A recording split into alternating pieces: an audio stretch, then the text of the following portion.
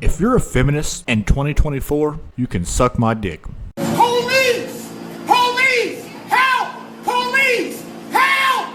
Police! Help! And this is why. The whole feminist movement, and I think a part of it is somewhat understandable. I just don't believe that anybody had any idea the negative impact it would have on our society. It was all about equality, which is fucking ridiculous to begin with because men and women are not equal. But I do believe that once upon a time, and it probably still happens sometimes, women get taken advantage of. Guys, dinner's on me. Okay, I've got it, all right?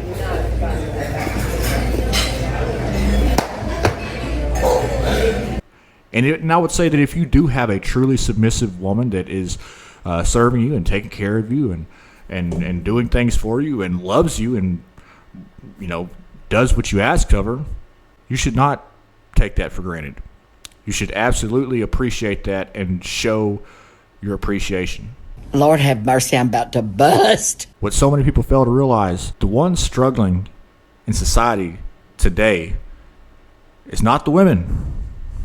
It's the men, by far. And there's so many stats to back that up.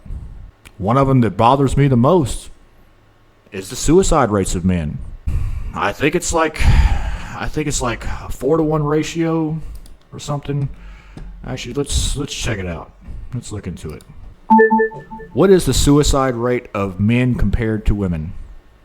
According to verywellmind.com, suicide statistics reveal that women are roughly 3 times more likely to attempt suicide, though men are 4 times more likely to die by suicide. And this is why I feel like the feminist movement is so unnecessary this day and age, because if anybody is struggling these days, it's the men. And if anybody's dominating, it's clearly the women in so many very important fucking areas. So it's not about equality anymore. It's about superiority. And not too many people are speaking on this issue, but some people are boldly. We're going to react to a little video here. It's a clip from an episode of Bill Maher. It's got this guy on here. His name is Scott Galloway. Okay, so it says that Scott Galloway is a clinical professor of marketing at New York University Stern School of Business. Okay, so he's a public speaker, an author. He's written some books, entrepreneur, yada yada yada. But he has some real interesting things to say, and on this video here, and I think it's worth paying attention to, because look, I think people are being conditioned to just not care about men. I mean, there's so many common phrases that you hear. Women claiming to be independent, even though they completely depend on social structure and infrastructure, completely built and maintained by men. Hearing people say things like, we don't need men, you know, men are trash. I mean, these are just common phrases. In relationships and marriages, you hear things like happy wife, happy life, cheaper to keep her. And it really seems like men are highly taken advantage of. And I think not enough people's talking about it. Not enough people are aware of it. Let's see what Mr. Scott Galloway has to say here.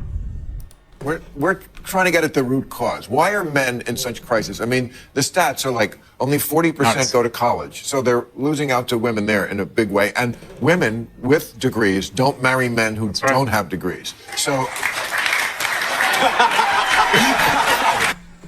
And see, that's hypergamy, okay? What he just referred to there. Women, and this is beyond proven, women are hypergamous by nature, okay? Which basically means that they only tend to date across and up in social hierarchies. So that's basically what he's referring to there, that women don't commonly date down, okay? Only men do that, okay? Only men are willing to date a female with, like, say, little to no money. Great, you'll be lonely forever, aren't you? Why are you chewing that? I didn't tell my wife. They don't marry as much, which I think is great, but other people think that's a terrible thing. Okay, people do like a mate, whatever. That's whatever your boat floats by. But there is something going on. I mean, mass shootings is a uniquely male crime. It's always because some dude in Buffalo, had somebody swipe left on him too much. I feel like that's what's going on here, is a lot of sort of maleness coming to the fore and announcing itself in violence and racism and hatred because they're lonely and lost and feel that they are not useful in society. How did we get there? The most unstable nations in the world have one thing in common, and that is they have too many lonely, broke, and alone men. It's the most dangerous person in the world. Salman Rushdie wasn't attacked because of the fatwa. He was attacked because a guy was living in his mother's basement.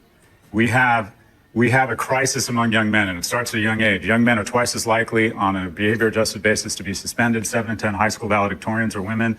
For every two female graduates from college for the next 5 years, you only have one. The scariest stat, walking down the avenue that is America, only 1 in 3 men under the age of 30 have had sex in the last year. And you hear sex and your brain fires. But the bottom line is, it's a key step to the elemental foundation of any society, and that is relationships. Young men aren't attaching to work. They aren't attaching to women. They aren't attaching to schools. We are producing too many of the most dangerous person in society. And we are losing out on a key. We're not going to have kids. We're not going to have a productive society. We're going to have more violence. And also, we're going to have a society that does not value young men. And they do not. Young men are different. They develop later. And by the way, if you're a young man, this work from home thing is a disaster. They need young men. Young men need guardrails. They need to know how to read a room. They need to put on a clean shirt. They know not to get high or drink too much during the week and then get into the office the next day. We have a crisis among young men. It is one of the most, in my view, one of the most dangerous things in our society. And where do you put the phone in this equation? Because I put it high up. Thank you. Because I was reading recently, social media, Tinder, 2-to-1 male to female. Oh. What? No, it's just a startling statistic, yeah. Right. Well, why is it startling? I mean, it sounds like a great idea. Oh, I can just order women like I do a pizza on my phone. I think I'll have the Kelly today. Except... I feel like Bill Maher's audience just fucking laughs at just about anything he fucking says. Except when you go on it, it weeds out the people who aren't the best looking, I think, because it used to be go to a bar. Okay, maybe it was potluck, but you have to be able to learn to talk to a woman. I don't think they had to talk to a woman anymore because it's just on the phone. It's just like, what's up? And then, what's up, and send a picture of your penis. Like that's gonna work. Sometimes. So he did bring up like a lot of really important things, and something that I've noticed, diving into all this information, learning what I know now. The average woman does not want the average man. Hey, Queen. Girl, you have done it again. Constantly raising the bar for us all and doing it flawlessly. I'd say I'm surprised, but I know who you are. I've seen it up close and personal. Girl, you make me so proud. And I did another reaction video on my other channel with a Dr. Orion Taraban, and the name of his video was Are Women Making Society Polygamous? Everybody shut the fuck up.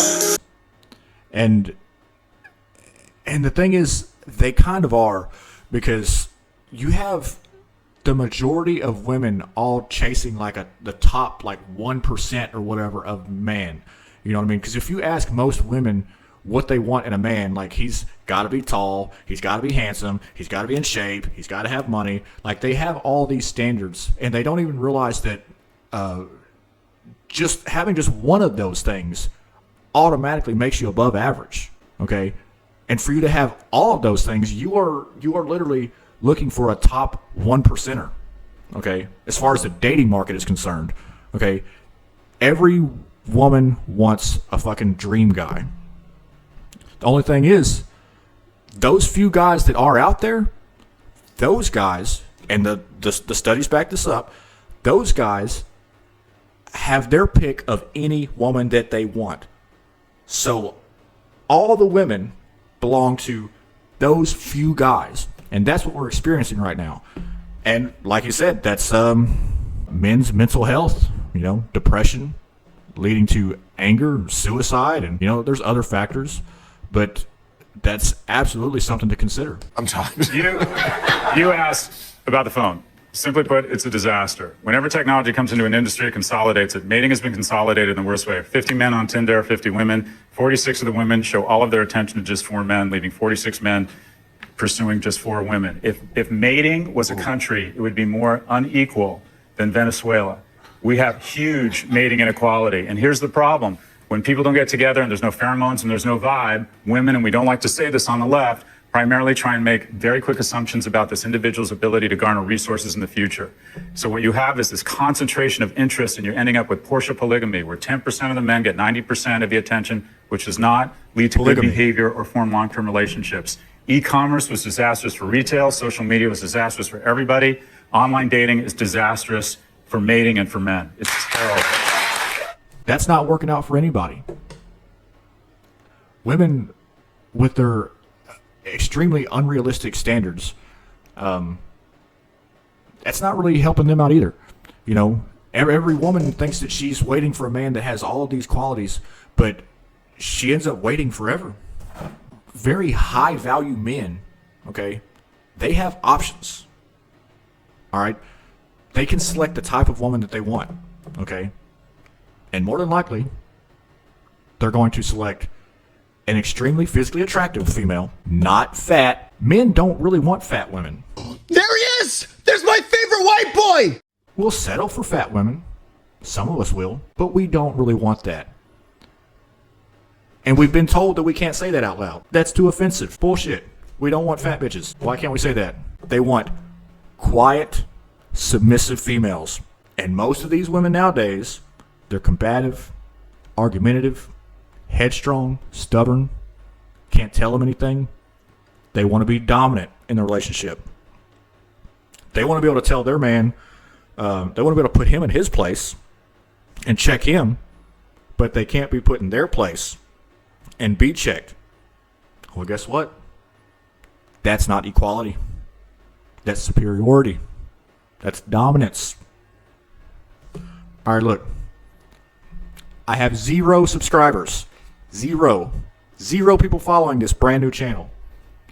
Like it, subscribe, comment, engage, please. Thank you.